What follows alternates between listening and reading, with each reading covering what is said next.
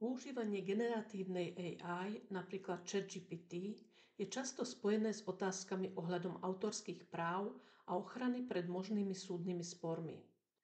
OpenAI zaviedla iniciatívu Copyright Shield, ktorá poskytuje ochranu pred súdnymi spormi o autorské práva. Ako sa však tieto pravidlá týkajú bežného zamestnanca? Čo je Copyright Shield? OpenAI preberá právnu obranu a náklady, ak by bol niekto zažalovaný za použitie vygenerovaného obsahu. Vzťahuje sa iba na predplatiteľov ChatGPT Enterprise a Team alebo na vývojárov používajúcich API. Nevzťahuje sa na bezplatnú verziu ani na predplatiteľov Plus. Kto vlastní vygenerovaný obsah? OpenAI jasne stanovuje, že vlastníkom výstupov je používateľ. To znamená, že si s vygenerovaným obsahom môžete robiť, čo chcete.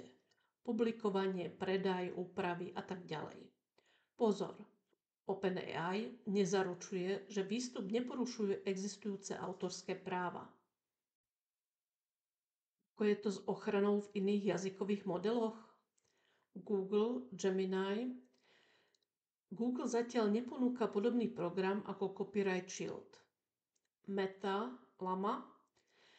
neposkytuje špecifickú ochranu pred právnymi nárokmi v súvislosti s autorskými právami. Anthropic Claude neexistuje žiadny potvrdený program podobný Copyright Shield. Odporúčanie: pred použitím iného jazykového modelu si dôkladne preštudujte podmienky používania. Používanie AI v rámci zamestnania.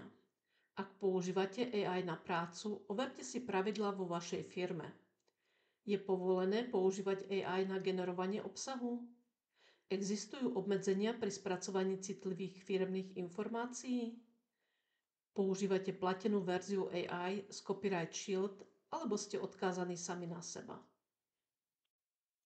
Rizika pri používaní bezplatnej alebo plus verzie.